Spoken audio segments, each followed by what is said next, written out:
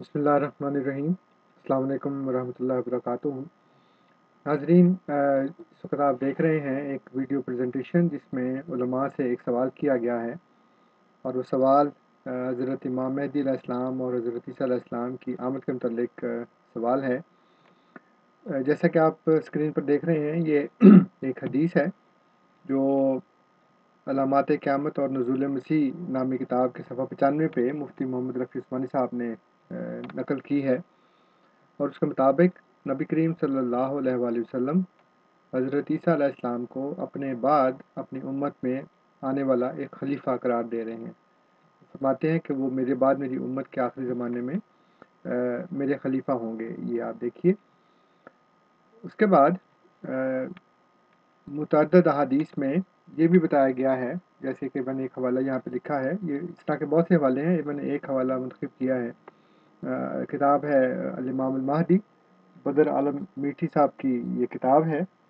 और इसमें वो लिखते हैं कि हज़रत इमाम मेहदी अलैहिस्सलाम जो हैं वो भी उम्मत में एक खलीफा होंगे। तो अब दो शख्सियात हैं अलग अलग, और दोनों बैक वक्त एक ही ज़माने में हैं और एक ही जगह पर इकट्ठे होंगे, और वो दोनों उम्मत मुहम्मदिया के, उम्मत मुस्लिमा के वो खलीफा होंगे। अब देखते हैं कि क्या अहादीस की रूह से, नबी करीम सल्लल्लाहु अलैहि वसल्लम की मुस्तनद और सही अहादीस की रूह से क्या ऐसा मुमकिन है कि एक ही वक्त में दो खलीफा हों।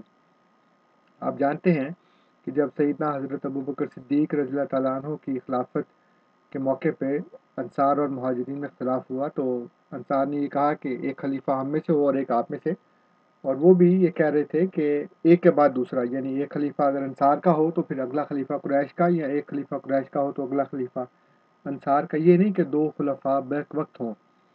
और जब ऐसा हुआ तो उम्मत में तफरका पड़ गया, जब अमीर मुआविया ने अपनी जगह पर खिलाफत का ऐलान कर दिया और हज़रत अली रज़ियल्लाहु ताला अन्हु को उनकी जगह पर खलीफा मुंतखब कर लिया गया। तो दो खुलफा के होने से उम्मत में जो तफरका पड़ा दो सहाबियों के दरमियान, तो वो अंदाज़ा लगाएं कि जब हज़रत ईसा अलैहिस्सलाम होंगे और इमाम मेहदी भी होंगे तो क्या वो दोनों बैक वक्त खलीफा हो सकते हैं, और ऐसी सूरत हाल के मुतल्लिक नबी करीम सल्लल्लाहु अलैहि वसल्लम का क्या फरमान है। ये सही मुस्लिम किताबुल इमारत बाब इज़ा बवाइल खलीफतैन में यह हदीस है कि हज़रत अबू सईद अल खुदरी रज़ियल्लाहु ताला अन्हु फरमाते हैं कि रसूलुल्लाह सल्लल्लाहु अलैहि वसल्लम ने फरमाया कि जब तुम्हें दो खलीफों की बैत के लिए कहा जाए तो दूसरे को, जो बाद में आने वाला है, उसको कत्ल कर दो। तो ये है फरमान नबी करीम सल्लल्लाहु अलैहि वसल्लम का कि दूसरे खलीफा को, अगर आप पहले एक खलीफा की बैत कर चुके हैं, और जो अहादीस में सीक्वेंस बताया जाता है, जो तरतीब बताई जाती है वाक़यात के ज़हूर की, उसके मुताबिक इमाम मेहदी अलैहिस्सलाम पहले ज़हूर पज़ीर हो चुके होंगे, उनके बाद हज़रत ईसा अलैहिस्सलाम नाजिल होंगे। तो मुसलमान उस वक़्त एक खलीफा की बैत कर चुके होंगे। अब दूसरे खलीफा हज़रत ईसा अलैहिस्सलाम जब नाजिल हों और उनकी बैत का भी हुक्म है, तो हज़ूर सल्लल्लाहु अलैहि वसल्लम फरमाते हैं कि दूसरे खलीफा को कत्ल कर दो। तो अब उलमा से ये सवाल है कि क्या उस वक़्त के जो मुसलमान हैं वो बैक वक्त दो खुलफा की बैत करेंगे और इस तरह से नबी करीम सल्लल्लाहु अलैहि वसल्लम के फरमान को तर्क कर देंगे, या दोनों खुलफा में से बाद में आने वाले को, जो अभी मैंने कहा कि हज़रत ईसा अलैहिस्सलाम होंगे, तो उनको वो कत्ल कर देंगे हदीस नबवी के ऊपर अमल करते हुए। ये दोनों बातें बज़ाहिर नामुमकिनात में से हैं कि दो खुलफा की बैक वक्त बैत भी नहीं हो सकती, और दूसरे को, जो खुदा का नबी है, उसको कत्ल भी नहीं किया जा सकता।